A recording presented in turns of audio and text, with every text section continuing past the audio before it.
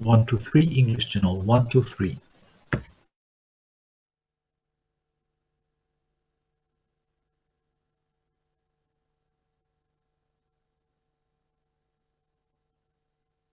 Et voilà, je le dis dans le canal anglais, en espérant que tu m'entends. Merci d'avoir assuré ta présence et à tout de suite.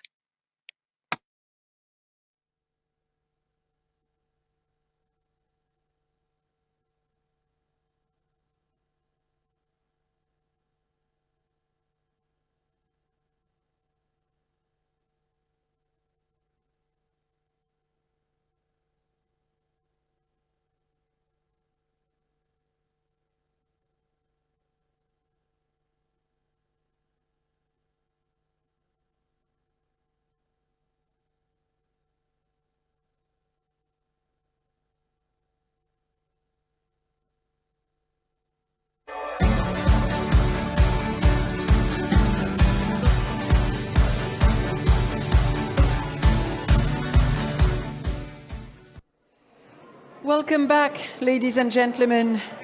I'm sure you had a very productive afternoon from what I gathered. There were a lot of fruitful exchanges and discussions held. And I won't keep you for long because it has been a very long and intense day for all of you. So I know that you now are looking forward to being able to relax and also to continue the conversations that you have started between you and amongst the various groups of representatives. So just to give you some of the highlights of what was discussed this afternoon, we have had, first of all, a very fruitful morning, as you all know, and we heard some really relevant testimonies this morning, and I think it was a very positive way of setting the scene for the discussions that took place afterwards when you went into the breakout sessions first this morning, where you discussed the three pillars of our conference, the main pillars that we're going to come back to tomorrow, and you will see how we do that. Then later on this afternoon, you took part in the open forum, and you discussed various topics, 5 topics actually in total, topics and subtopics. And from what I gathered, there were a lot of very interesting, intense exchanges and also some very good conversations that were started. And let me give you some of the highlights that we've been able to pick up. And there is definitely not a summary of what was discussed because they're a bit random highlights, but just so that you get a bit the flavor of the things that came out of this afternoon's discussion. So first of all, a couple of general points. I mean, for instance, one of the points that was made was that policymakers need to be more aware of the fact that survivors are also victims. The traumas are still there. And they're also either victims or victim sensitive because some of their relatives or friends were victims as well. So they do need psychological support programs. And policymakers' approach should also bear that in mind. And they should be adapted, they should be trained to understand that particular aspect of things. In terms of documenting violations, there's a need for international standards to be used. They exist, but they're not used. And we need to avoid re-victimizing the victims by the way we treat them if it's not done properly. So there's often a lack of protection and incentives for witnesses to come forward. They need to be confident, they need to feel safe so that they come forward with their testimonies. It's also very challenging to manage the very high volume of data that is gathered in terms of documenting the violations. And then once you have that data, it needs to be analyzed, it needs to be stored in a safe place. That is another challenge that is often met. In terms of gender-based gender-based violence, women are very often put forward as the, I was going to say the ideal victim, but I'm sure you understand what I mean. You know, it's easy to say, oh, poor women, that happened to them, and so on. But they're not taken on board when it comes to being, for instance, mediators or active contributors to the rest of the process. There's a lack of political will to involve them actively, and it should be made mandatory in some cases. Continuing on the gender aspect of things, but looking at gender-sensitive justice, silence is the problem. Women are very often silenced. They do not have the capacity or the tools to be part of the justice process. And that capacity must be built. We must help them. We must, for instance, encourage judges and prosecutors to create gender-friendly environment, gender-friendly courts. You know, it can be impressive if you're a woman on her own in front of a court that's full of men, for instance. So these are the conditions that we need to work on. Looking at reparation programs, there's a need to ask the victims and the survivors what they need. We can't tell them, oh, you need this. No, we need to ask them. It needs to be a bottom-up approach rather than a top-down approach that is often used.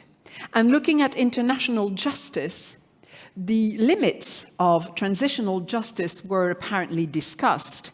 And there's a danger that by going too fast, by promoting a process before it is actually fully in place, or it can be fully in place because of the circumstances, then the process is not ready to operate and things do not work because it's too early. So putting a process in place for transitional justice takes a bit of time, and it has to be done properly in order to be fully operational.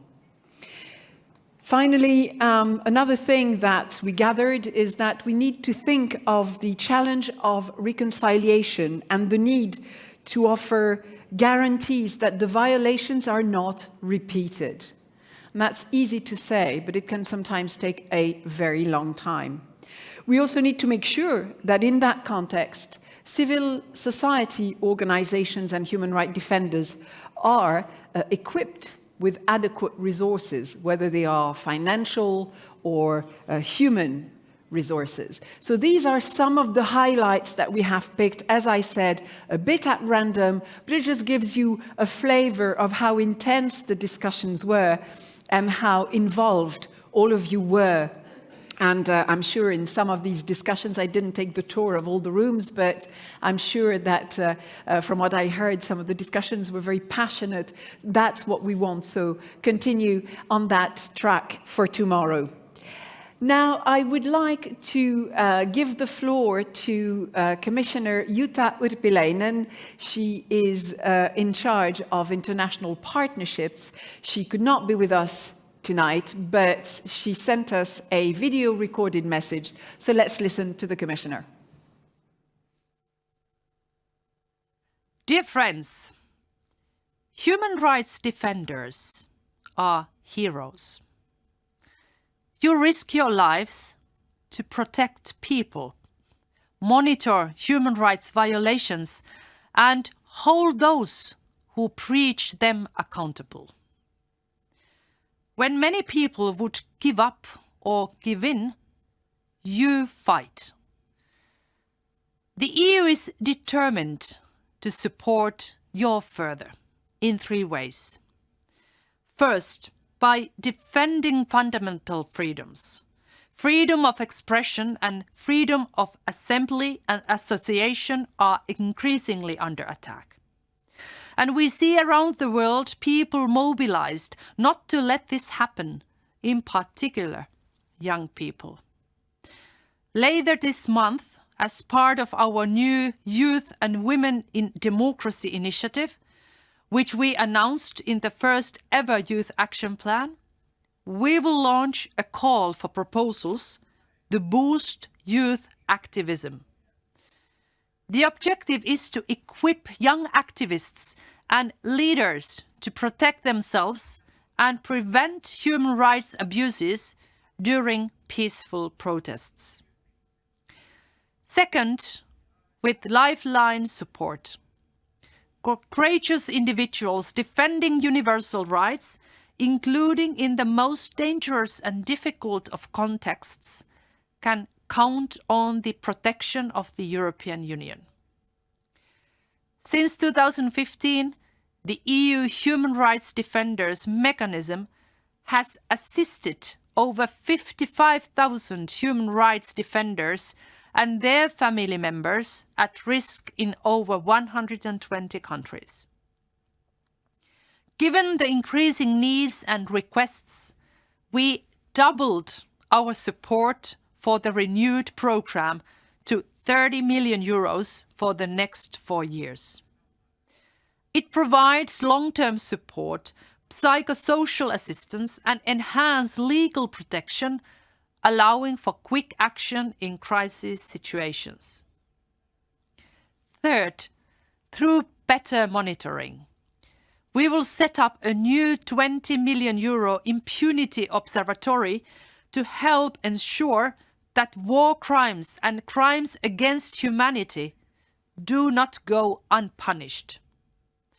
Led by NGOs, it will increase coordination, promote information sharing, and assist local actors with collecting evidence, so that accountability prevails. Dear friends, 4 days ago, the world celebrated Human Rights Day. During this period of multiple crises and with increased crackdowns on human rights, we are called to work together harder than ever before, to protect the rule-based international order, to defend the values we hold most dear, and to ensure dignity, freedom, and justice for all. Thank you very much, Commissioner Urpilainen. So, ladies and gentlemen, this concludes our first day, and I am sure you're looking forward to having a nice, relaxing time tonight. I'd like to thank all of you for your very active participation. As I said, don't waste all your energy tonight, because we still need you to be alert and on the ball for tomorrow's discussions. In the meantime, I'd like to thank those of you who joined us back online for this concluding ceremony, concluding remarks. And I'd like to thank also our interpreters for their work today, as well as our tech team. And we'll see you all tomorrow morning. So it will be a pleasure to be back with you here. And in the meantime, have a very nice evening. The cocktails and the dinner and dance, I understand, are waiting for you upstairs. So have a very nice evening. See you tomorrow.